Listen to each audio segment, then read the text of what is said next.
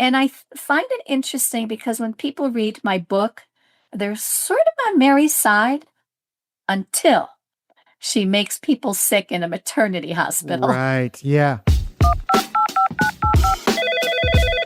You've reached American History Hotline. You ask the questions, we get the answers. Leave a message. Hey there, American History Hotliners. Bob Crawford here. Thrilled to be joining you again for another episode of American History Hotline, the show where you ask the questions. And the best way to get us a question is to record a video or voice memo on your phone and email it to americanhistoryhotline@gmail.com. That's americanhistoryhotline@gmail.com. Okay, here's today's question. It comes from Ellen in Austin. She says, I just watched the show The Nick, which is about the early days of surgery and medicine. It takes place in New York City in 1900, and Typhoid Mary is a small storyline. I'm curious, who was Typhoid Mary and why is she so infamous? Ellen, we have a great guest here to answer this question. It's Susan Campbell Bartoletti. She's author of the book Terrible Typhoid Mary, a true story of the deadliest cook in America. Susan, thank you for joining us today. My pleasure. Susan, let's start with a mystery. There's an outbreak of typhoid in the New York area in the early 1900s. Where exactly is this happening and who is it affecting? Well, in Oyster Bay, Long Island, a very wealthy family, a banker family by the family of Charles Warren, had rented a house during the summer of 1906. And they had a few children and they had several servants. And their cook quit on them. Now, you think about this, in 1906, you're a wealthy family. You have a lot of tea parties, a lot of social events. You really need a cook. And so Mrs. Warren quickly called the service where she could find a cook. And they said, oh, we have an excellent woman for you. She's about 38 years old. She has cooked for many prominent families. Her name is Mary Mallon. And so right away, Mrs. Warren hired Mary Mallon. And so when Mary Mallon got to this house, we know several things about Mary. We know that she had emigrated from Ireland at the age of about 14 or 15. She had lived with her aunt and uncle, who had both passed away. And so she's on her own in a big city. And she was hired by various families as various types of domestic labor. And so she probably started out as a maid and worked her way up and became a very prominent cook, making good money at that time. It was the highest paid domestic service. And so when she arrived at the Warrens' house, she got busy right away, cooking some of her famous dishes. One of her most famous desserts was ice cream.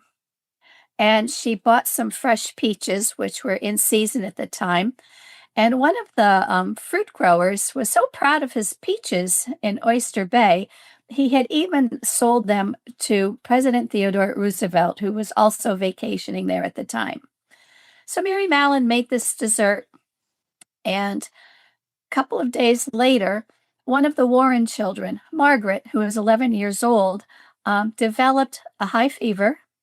Then she got the telltale spots on her chest and her abdomen, and then, a terrible gastrointestinal disease. She had bouts of diarrhea. And then it was figured out that this was typhoid fever. Okay, so let's pause here for a minute. Mm-hmm. And what exactly is typhoid? You mentioned some of the symptoms. Yes. But what is typhoid fever?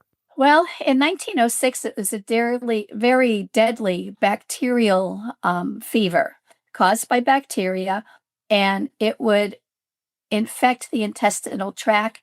And a lot of people died from it because there was no vaccine at the time. A vaccine wasn't developed until 1911. There was no antibiotic at the time. That wasn't developed until 1942. And there wasn't a specific antibiotic for typhoid fever until 1949.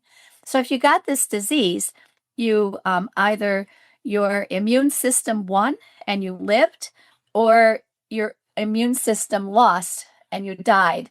Sounds like yellow fever. Like we had a guest on talking about yellow fever in New Orleans in the 19th century. And that was the whole thing. Like once you, is it the kind of thing like once you have it and live, you don't get it again and you are kind of immune? Well, you should be. In most cases, once you get the fever, it's like, chicken pox, measles. Once you get it, you are basically immune. But in about 3% of the cases, the bacteria still lived on for several months. And then in 1% of the cases, the bacterial infection never went away. And then you became what is known as a healthy carrier, where you could still shed this disease, but you didn't know you even had it. Wow. So this is the early 1900s. What is the state of medicine at this time? What sorts of treatments, if any, were there for typhoid? Well, there was, basically there was no treatment for it because we just had to wait and see what happened as a result of the disease. But at the time, germ theory was widely accepted by the medical community, by many people. Still, there were people who would try some pharmaceutical remedies that they were convinced might help cure the disease, even though they had no bearing on it. And there were some people who just didn't understand or refused to accept the fact that these tiny germs that were naked to the eye uh, were so prevalent and could cause such disease. So germ theory is important here Yeah. because, and again, drawing on our experience at American History Hotline, talking about James Garfield, and when the bullet sits in his body, and it's what he actually dies from, is a side illness of maybe the doctor sticking his hand in Yes. his body, and germ theory at that point is not fully accepted, correct? Not And by we're talking about everyone. 1880s, like around the 1880s, It 1870s. Right. It became in the mid 19th century, we were already aware of germ theory, but there were doctors who still didn't um, believe that such a thing Right. was And ways to responsible. antiseptic, ways to kind of Right. clean, Simply wash your wash hands. your hands, wash your Well, hands. Yeah. yes. Although I want to make a point that Mary Mallon, that's the real name of Typhoid Mary, Mary Mallon was a very clean cook. All right, her hands were in and out of hot water all day long. She washed her hands. What she didn't realize is that she could still be shedding the germs. She didn't even know she ever had typhoid fever, and which tells us that she either had it so young and survived that she didn't remember, or that she had such a mild case of it that it was just passed off as something else. So here's this mysterious spread of typhoid among the affluent families of New York City. What do people suspect is happening? Do they know immediately what it is? Well, once you get typhoid fever, you know what it is. What many people didn't know was how it was being passed. Some people thought that it was a disease of impoverished families only. Other people blamed their servants, thinking that, they weren't clean enough. Other people thought that they still believed in believing that miasma, this foul smelling air, you breathe that in, that could be you know responsible for passing diseases. So I always the what I always thought about Typhoid Mary, right, was that this was a slur against immigrants. Well, it was in some cases. By 1906, that whole idea of no Irish need apply was not as prevalent as it shows up in some stories. Now, again, there were a lot of biases when hiring servants. There were some people who wanted Protestant only servants. There were some people who perhaps wanted Catholic-only servants.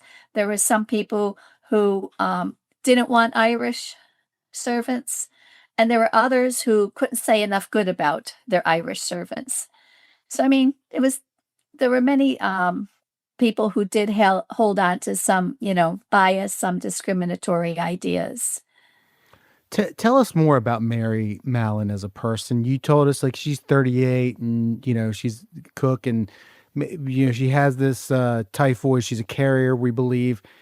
Talk about what more do we know about her and her life? Well, we don't know too much about her because she was very quiet. She kept to herself. We know that she never lost her Irish accent, which was really the only thing that was very open about her, if she spoke with a little bit of a lilt. However, it seems that her fellow domestic employees liked her a great deal. They seemed to protect her, and even they wouldn't reveal too much about her either. There were some who said she did have a temper, as we find out. But she did her job. She did her job well, or she wouldn't have earned the kind of money she was earning at one point. $20 a month, which was considered a great deal of money at that time. And she, like as I said, she was hired by some of the most prominent families, but she never stayed very long for each of these families, and not because she was fired, but because she chose to leave. This is an iHeart podcast. Guaranteed human. What's up, fam? It's sports journalist Ari Chambers. Hey, what's up, y'all? It's your girl, Sam J. And we're the hosts of Everyone Watches Women's Sports, a new podcast from Together. We're breaking down the biggest headlines, the viral moments, and the stories everyone's talking about across women's sports. From game-changing performances to culture-shifting conversations, we'll give you our takes, our debates, and a few laughs along the way. Because everyone watches women's sports. Listen to Everyone Watches Women's Sports on the iHeartRadio app, Apple Podcasts, or wherever you get your podcasts. Joy is essential, and it's also elusive. But now, there's a new and exciting way to start your journey toward a more joyful existence. Joy 101. It's a new podcast hosted by me, Hoda Kotb. If you're craving inspiration to maximize your joy, tune into these candid, uplifting, and moving on-air chats. Open your free iHeartRadio app, search Joy 101, and listen now. Joy 101 with Hoda Kotb is presented by CVS. I'm Jake Brennan, and on the Disgraceland podcast, I explore the wild lives of rock stars and unbelievable true crime stories from music history. These are the stories you haven't heard, the kind you'll end up telling someone else. Like the time Paul McCartney spent in a notorious prison, or the bizarre crime Lady Gaga is accused of, or that time Blondie's Debbie Harry escaped Ted Bundy. Listen to Disgraceland on the iHeartRadio app, Apple Podcasts, or wherever you get your podcasts. My first guest is Paris Hilton, Shakira, Luke, and Yerin. Have surprises? Many surprises. Welcome to the Sweet 305 podcast, where the group chat comes to life. What up? You're the only person I know that loves a yellow Starburst. It's lemonade. This is Sweet 305. Here, oversharing is encouraged. Listen to Sweet 305 with Lele Pons on the iHeartRadio app, Apple Podcast, or wherever you get your podcasts. The authorities ultimately catch up with Mary Mallon. So what happens when they do?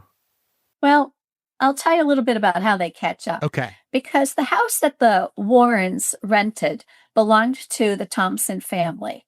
And it had been a wedding gift to Mrs. Thompson. And when she found out that a typhoid fever case had broken out into the house, she got very alarmed. Because what if she couldn't rent the house again? Or God forbid, what if the house had to be burned down? Because that's what happens sometimes if you couldn't eliminate the problem. So she hired inspectors to come in and check the water and check the septic tanks outside, check the outdoor privies that the servants would have used. And everything turned up okay. There was no typhoid bacteria present at those places. So then, from there, she was at a party and someone introduced her to a Dr. George Soper, who was a sanitary engineer who considered himself an epidemic fighter. And he had had a lot of success in taking care of places where typhoid had broken out. And he even was proud of the fact that he had to have a house burned down when they couldn't find the source of the problem. So he decided to check this out, and he retraced everything that the earlier inspectors had done. And he even checked the food supplies because they thought, well, maybe it came from the milk. But no other family in Oyster Bay had become sick. Maybe it came from the soft-shelled clams that were very popular food during the summer. But again, nobody else had gotten sick. So then he said to himself, well, what is different? And he learned that there had been a new cook and that she had left after the typhoid had broken out. And he said, aha. And he got very excited because in Europe, they had already discovered their first healthy carrier. And he thought, this person must be a healthy carrier. And I will get credit for discovering the first healthy carrier in the United States. So he then began searching. He got a record of every place where Mary Mallon had worked.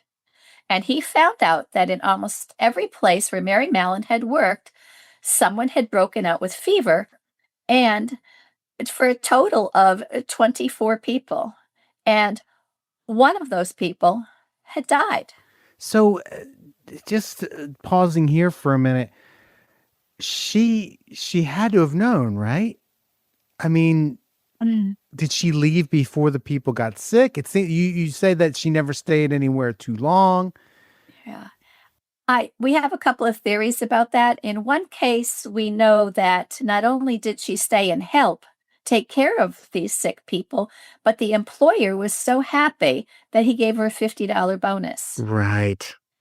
And so why did she leave? Well, one, she may have been afraid of contracting the disease herself.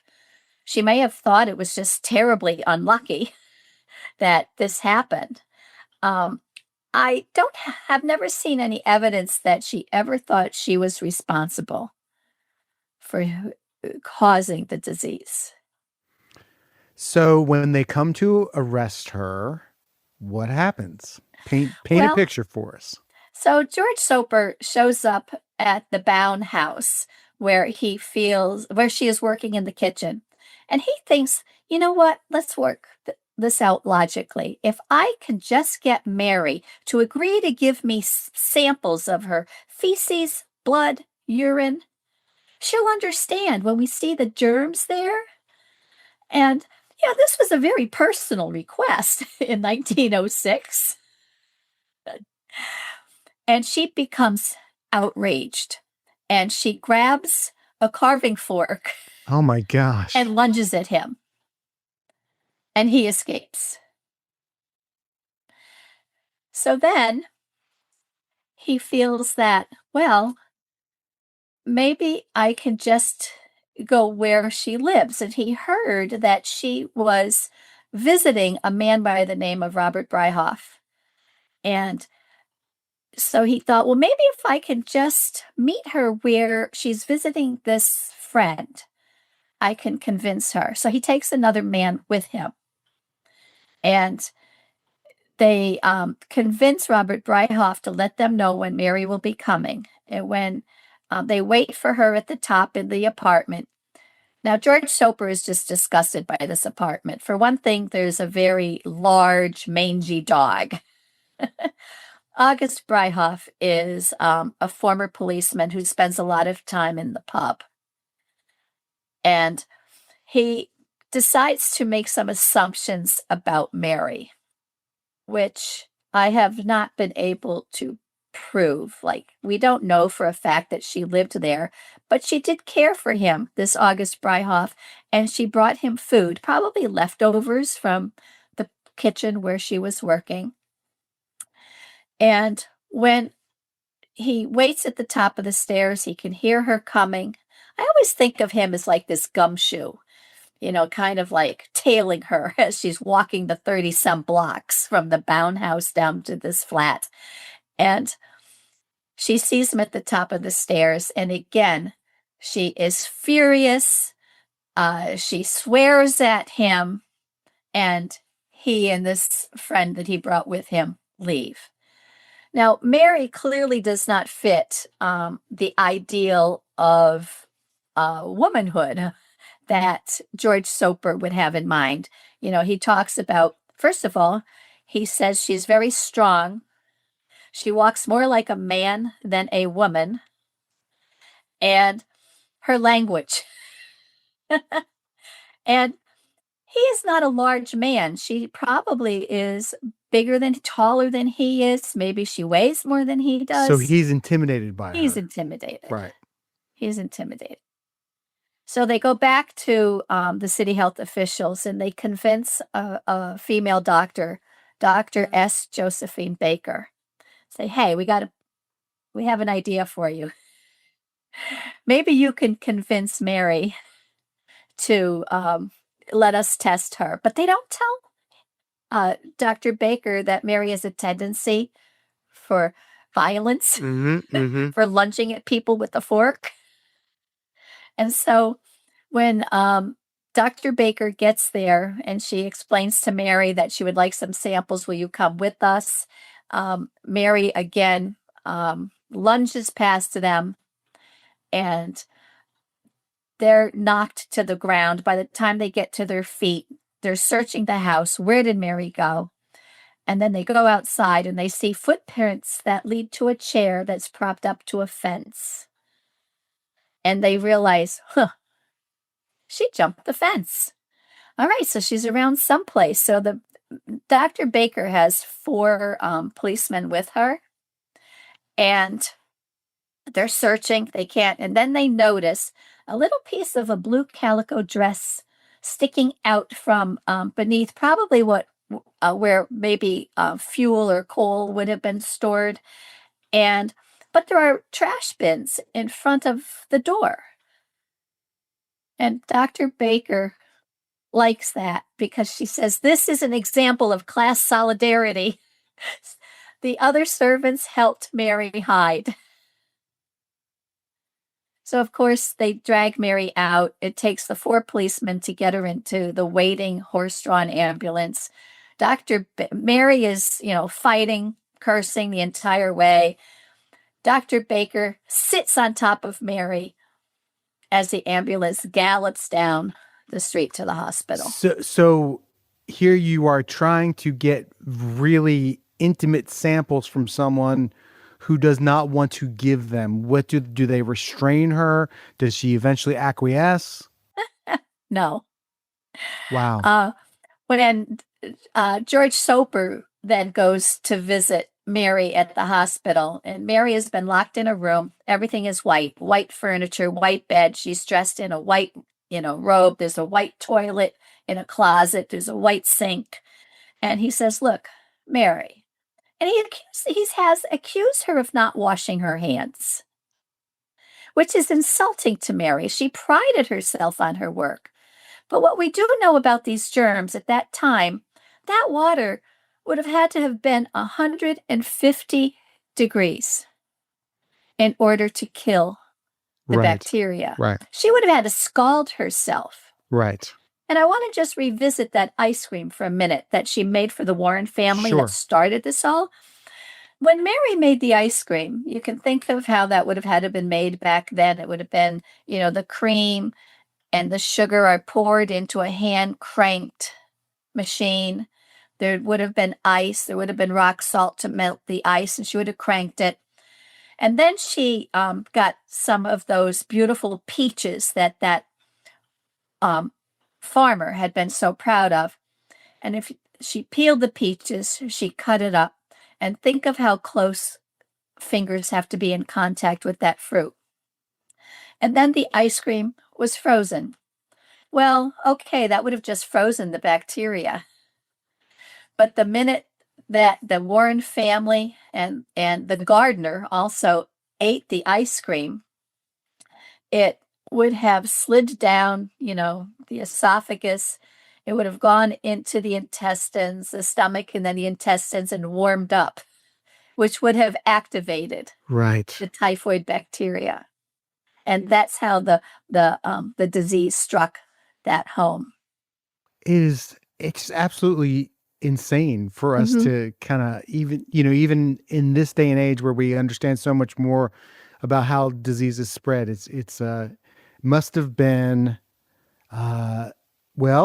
must have struck fear in the community, which is exactly what it did back then.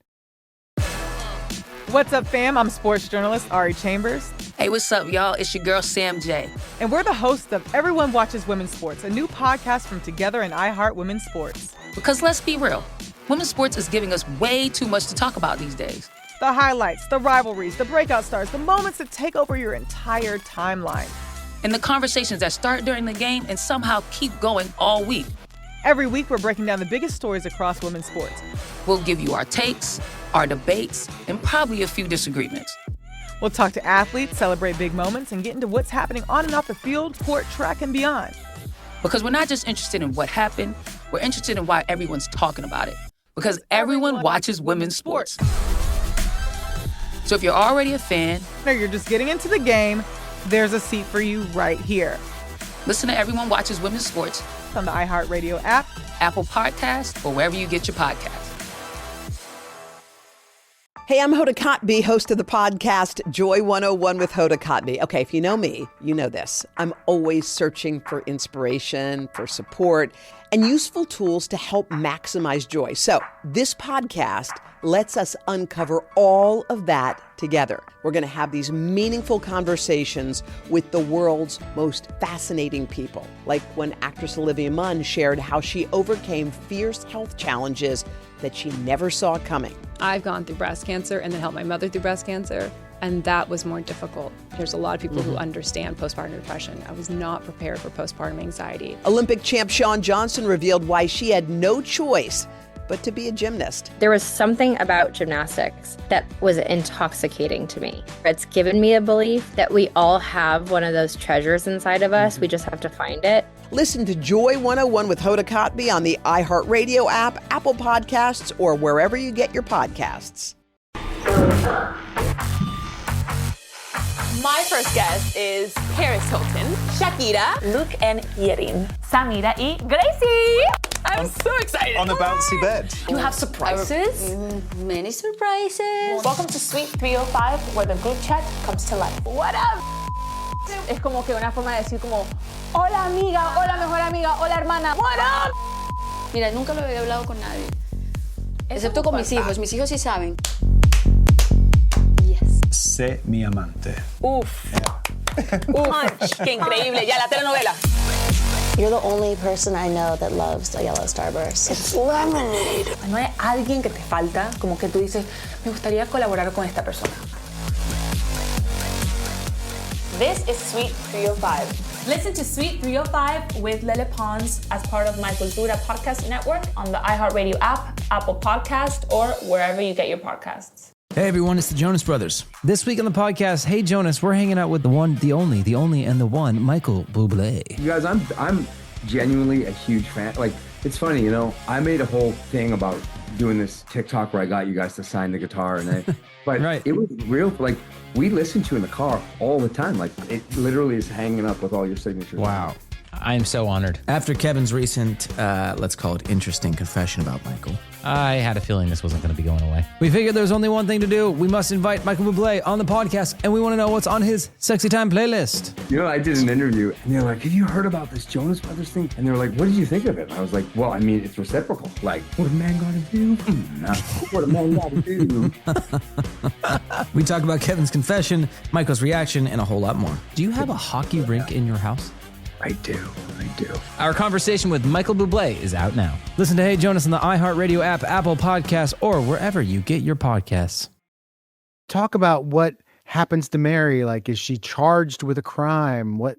Well, okay, so she's in the hospital, and George Soper meets her there, and he says, Mary, like, all we have to do is remove your gallbladder because that's where the germs would house.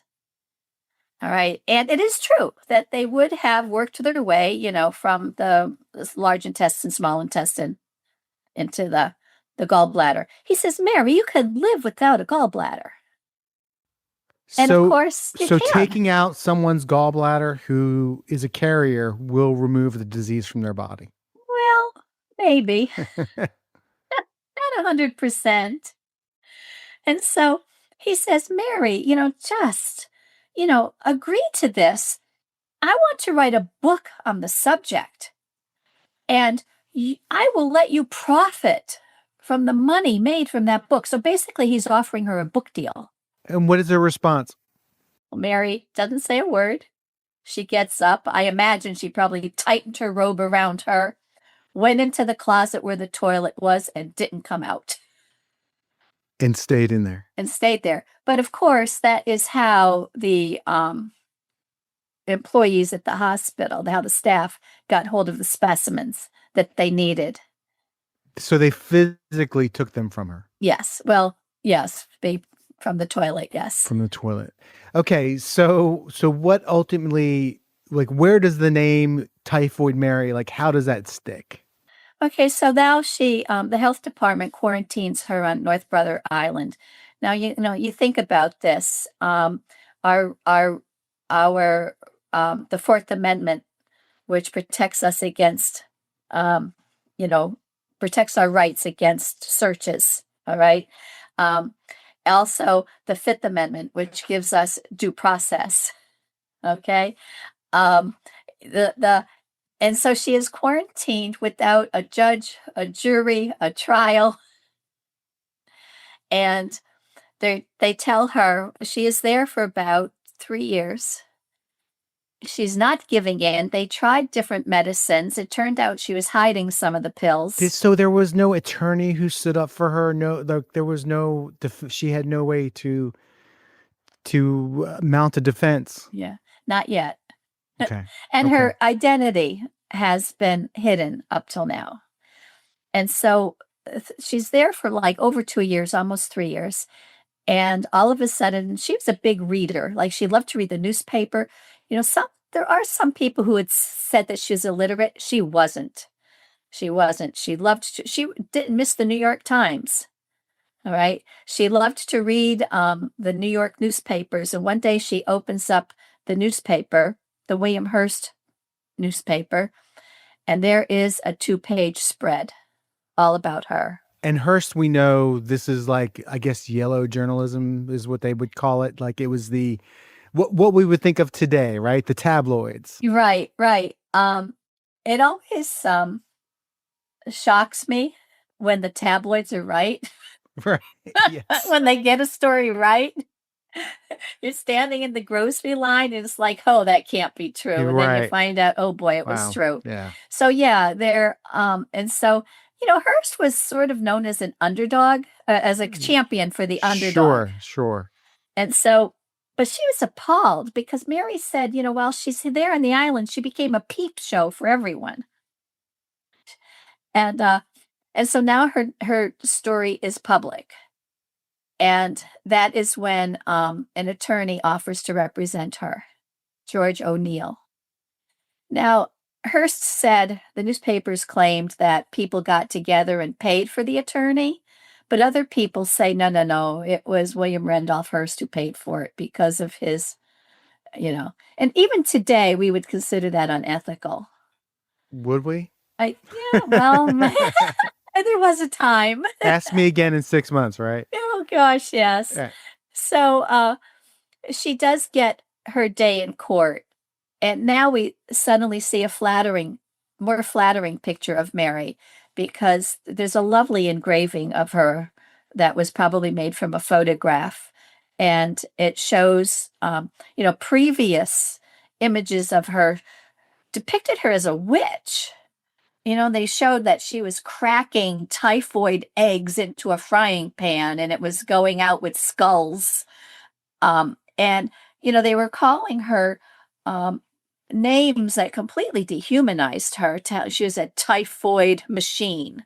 So, they create this public image of this woman, and then you have this flattering image of her, more sympathetic. And so she has her day in court and she loses. On what grounds? She's sent back. Well, for one thing, she won't agree to their demands.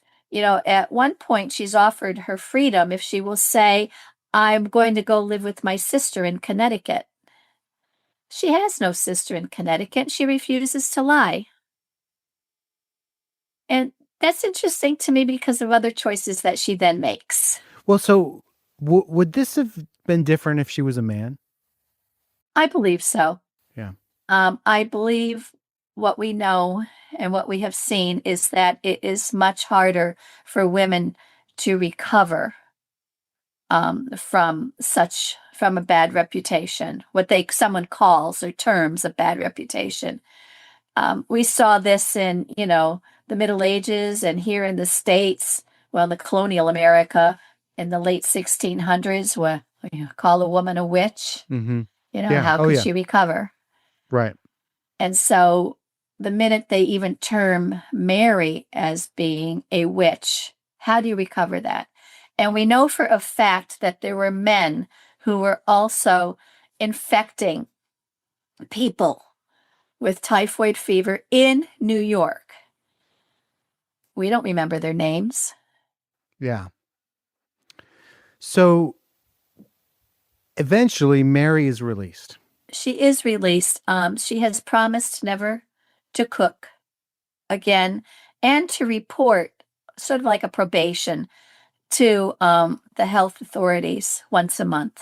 And what do they do when she reports there? I mean, just I think they must have just checked off a box. Mary came in today. And then we know she tried for a little while to be a laundress. And by now she's in her early 40s. Life expectancies for somebody born in 1869, life expectancy, the average was late 40s. And so I can imagine being a laundress, those heavy pails of water, making your own soap. It was hard work. And nobody notices that one day she fails to show up for probation. And then months go by and she has failed to show up. I'm going to backtrack a minute. Sure, of course. She was so angry at George Soper and Dr. Baker while she was quarantined that she threatened to kill them. She would send them threatening letter after letter after letter. So now she doesn't show up. Nobody notices. We do know she didn't kill George Soper or Josephine Baker, but no one knows where she is. And some time goes by, and then typhoid cases break out at a maternity hospital. And now the story depends upon who's telling it. George Soper says, I got a call, to try to figure out where this is coming from. Dr. Baker says she got a call. They both claim credit. And it turns out that 24 people in this hospital have been affected with some of the nursing staff, the doctor's staff, some patients. One dies. And they now figure out that it was Mary Mallon. Well, how did she get hired there with such a name? Well, it turns out she was hired under different names. She became Mary Brown. She just chose different names. And I find that interesting because she refused to lie about the fact that she had no sister in Connecticut.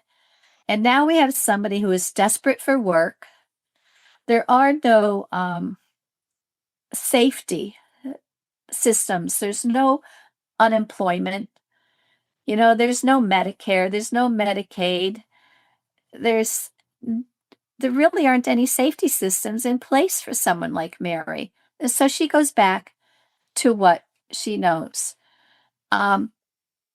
And I find it interesting because when people read my book, they support Mary. They're sort of on Mary's side until she makes people sick in a maternity hospital. Right. Yeah.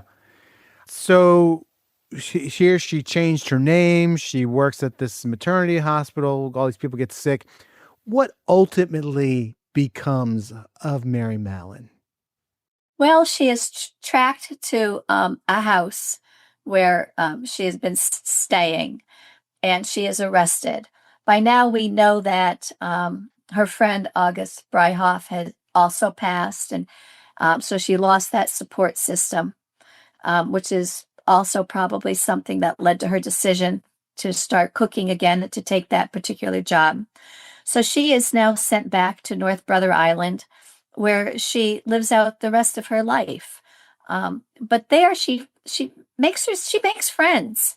She makes friends with some of the staff. She makes some friends with some of the other people.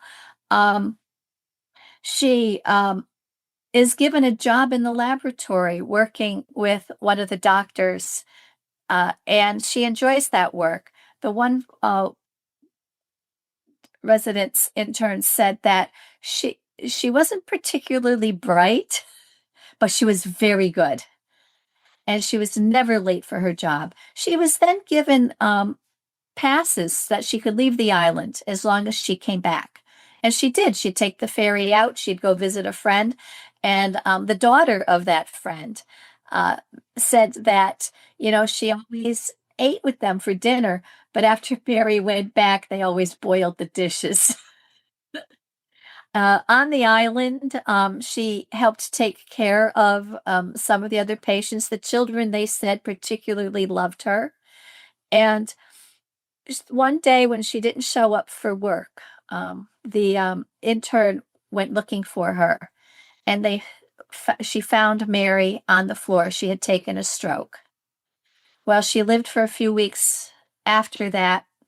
She had her will written, and she then died from pneumonia.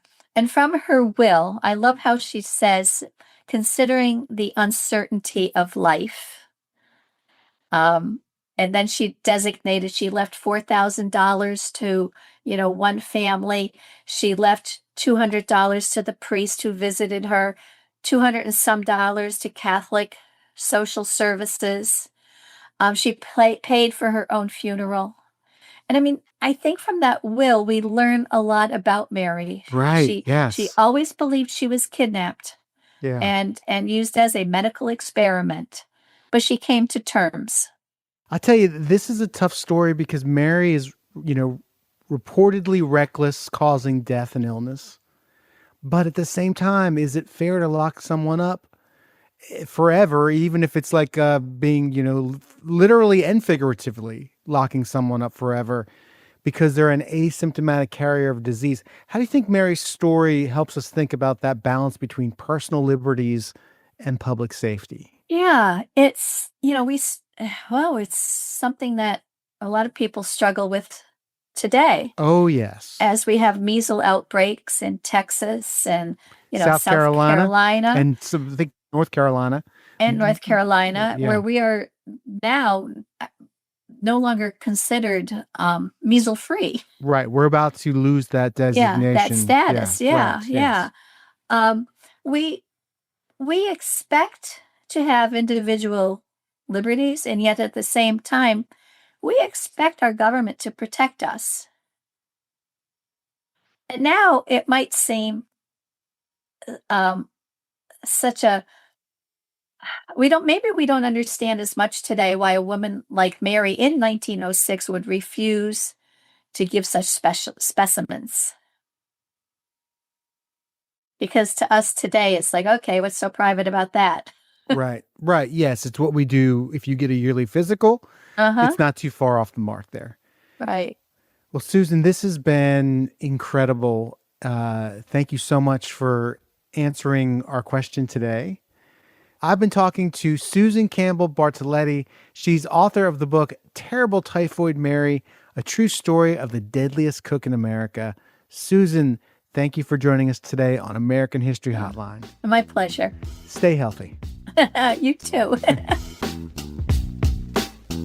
You've been listening to American History Hotline, a production of iHeart Podcasts and Scratch Track Productions. The show's executive producer is James Morrison. Our executive producers from iHeart are Jordan Runtaw and Jason English.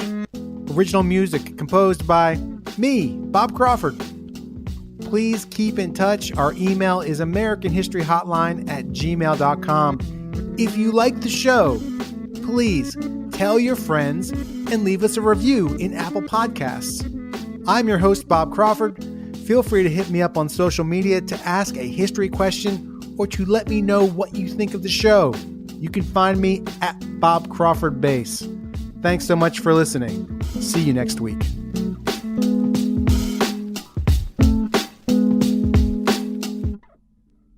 What's up, fam? It's sports journalist Ari Chambers. Hey, what's up, y'all? It's your girl, Sam J. And we're the hosts of Everyone Watches Women's Sports, a new podcast from Together. We're breaking down the biggest headlines, the viral moments, and the stories everyone's talking about across women's sports. From game-changing performances to culture-shifting conversations, we'll give you our takes, our debates, and a few laughs along the way. Because everyone watches women's sports. Listen to Everyone Watches Women's Sports on the iHeartRadio app, Apple Podcasts, or wherever you get your podcasts. Joy is essential and it's also elusive. But now there's a new and exciting way to start your journey toward a more joyful existence. Joy 101. It's a new podcast hosted by me, Hoda Kotb. If you're craving inspiration to maximize your joy, tune into these candid, uplifting, and moving on-air chats. Open your free iHeartRadio app, search Joy 101, and listen now. Joy 101 with Hoda Kotb is presented by CVS. I'm Jake Brennan, and on my podcast, Disgraceland, I tell the stories behind music's biggest names, like how the story of the Foo Fighters isn't just about music, it's about grief, shock, and the moment everything changed. Imagine that. You're in the biggest band on the planet, as Dave Grohl was in 1994 in Nirvana, and the phone rings, and you learn that your singer, your friend, the reluctant voice of a generation, Kurt Cobain, is dead. Listen to Disgraceland on the iHeartRadio app, Apple Podcasts, or wherever you get your podcasts. My first guest is Paris Hilton, Shakira, Luke, and Yerin. You have surprises? Many surprises. Welcome to the Sweet 305 podcast, where the group chat comes to life. What up? You're the only person I know that loves a yellow Starburst. It's lemonade. This is Sweet 305. Here, oversharing is encouraged. Listen to Sweet 305 with Lily Pons on the iHeartRadio app, Apple Podcast, or wherever you get your podcasts. This is an iHeart podcast. Guaranteed human.